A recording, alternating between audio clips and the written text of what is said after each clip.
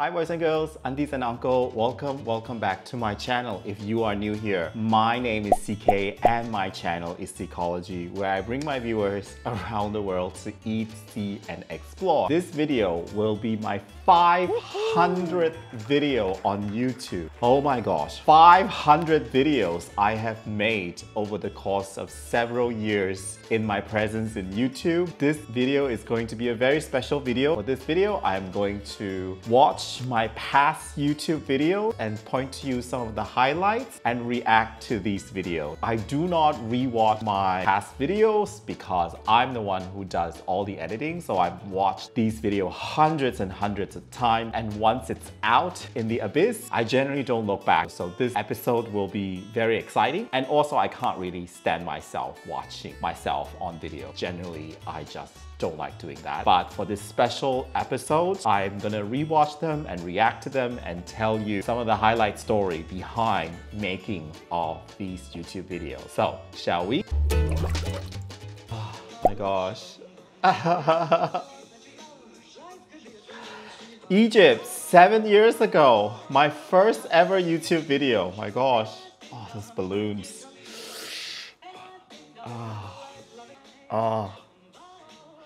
Oh, Abu Simbel was amazing. So that was my first video that I ever posted on YouTube. This was my second solo trip. My first solo trip was Sri Lanka. And when I came back from Sri Lanka, I was so gutted that if I had videoed everything I saw in Sri Lanka, it would be really, really amazing. I was determined that my second solo trip to Egypt, I have to shoot everything. And in order to share everything with my friends and families, I uploaded to YouTube. And that's the beginning of my YouTube channel. The thing about the Egypt video is all the shirt, I wore all the nice shirts in the video, and all these shirts were tailor cut from my tailor back in Malaysia. So at that time, I really emphasized how I looked in front of the camera, and now today I really don't care how much I look as long as I'm presentable. Footage of me in Abu Simbel, in the Valleys of the King, I was dressed impeccably with all these very nice custom cut shirts, which I can still fit in these days. I'm very proud of that. Patagonia, 2018 Patagonia. One of those places on earth that is just so stunningly beautiful. I have no idea how beautiful Argentina was. And here in Bariloche, I joined a horse riding tour. Looking back, I remember that when I was a little kid, I literally told my mom, I'm gonna ride horses across in Argentina, and that was my bucket list. And I remember my mom would say, you're daydreaming or something. Here I was riding the horses all through this huge, gigantic farm. It was owned by a cowboy, take you out to their farm. Such beautiful weather, and there were wild rabbits running around us, and there was this farm dog who was keeping us company. They cook for you, they campfire for you. It was like an entire day trip. It was relatively cold actually, so you can see I'm dressing with the jacket and everything. But I look back and say that really was a highlight in my life. The trip of my life. Robben Island, my gosh. I mean, look at that. That was the Table Mountain behind me. And oh my gosh. Oh my god, Robben Island, Nelson Mandela. This was 5 years ago. I went to this UNESCO World Heritage Site called Robben Island. It's just like, I'm so dramatic when I talked. So many wildlife on Robben Island, you just can't believe. This was Robben Island, 2019, I believe. Yeah, 2019. This was a very emotional trip for me. Of course, we were there to see the maximum security compound of Fort Nelson Mandela. His prisoner number was 46664. Can you believe that? Very emotional because the tour guide that took us there, he was a prisoner himself on Robben Island. I mean, can you imagine being a tour guide of a prison cell that you were in prison with? I could just not imagine doing that job. One thing I really learned about this trip was Nelson Mandela spent 27 years in that prison.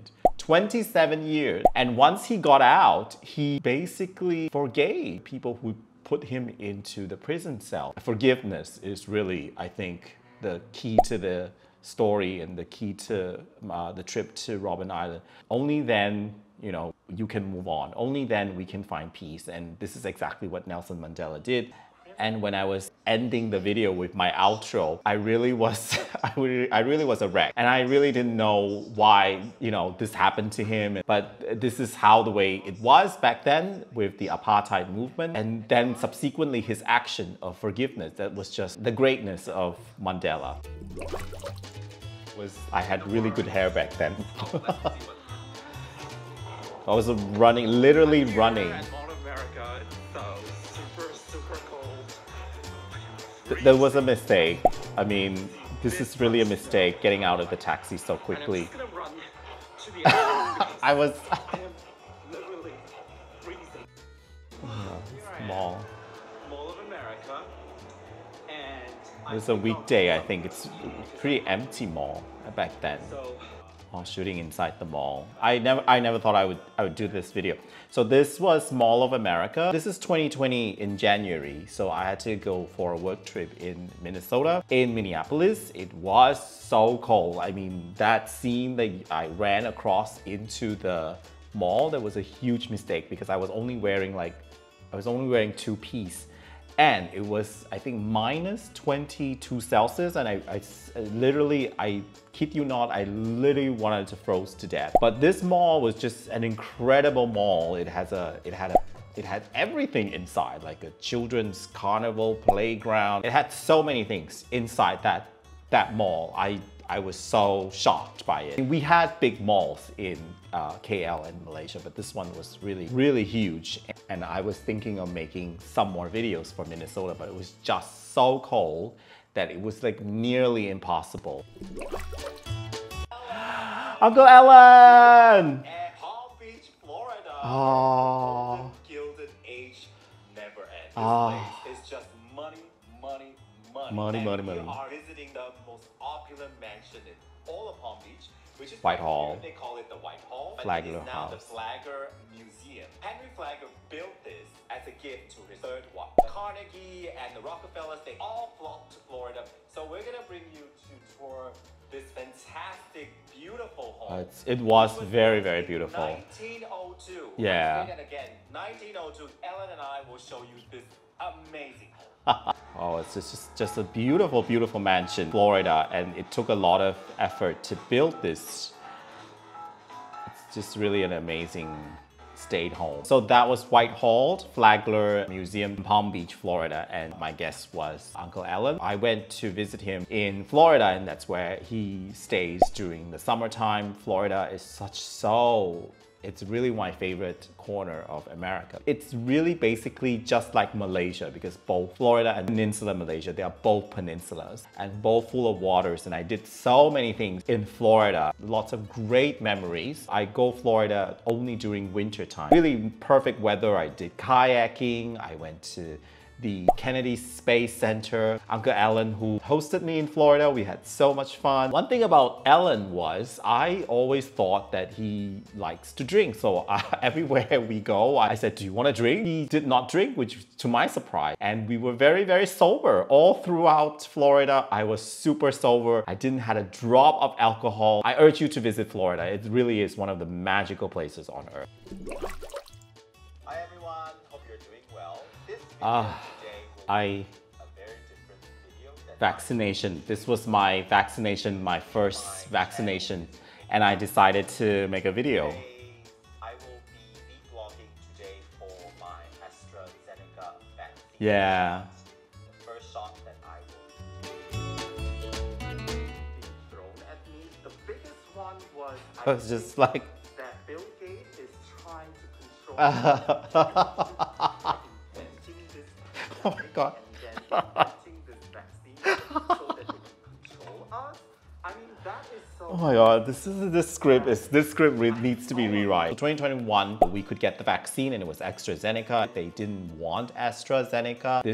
I believe this was May the 5th. I was the first batch of people to go and get the vaccine. And there was just so many paranoia about getting vaccine and getting the AZ vaccine. It was just a lot of discussion and people were throwing lots of theses, which I thought was crap. And so I decided to make a video of me going to the vaccine place. When I arrived at the vaccine center, this was University Malaya, there were Bentley, there were sports car, there were a lot of fancy cars. And I thought they were going to have ceremony or something, but I thought, you're not supposed to have mass gathering during pandemic. So I thought, what's going on? Apparently, all the ultra-rich people in Kuala Lumpur registered and went to take AstraZeneca because they didn't want to wait for the other vaccine to be available. Very rich from Kuala Lumpur were driving up their fancy car to get the vaccine. So I thought to myself, well, if ultra-rich people are getting this vaccine, then it should be very safe. So, so I thought to myself, okay, I made the right decision. I remember everybody was very quiet. Everybody was sitting very still. Finally got a vaccine. Thanks to all the scientists that has been working around the clock, collaborating around the world to get us this vaccine so that we can live a normal life back again. Okay, here we go. This is Taiping. And if you're new here, my channel is Ecology. And today I am in the historic town of Taiping. Yeah, that was Taiping. Oh, such a lovely town.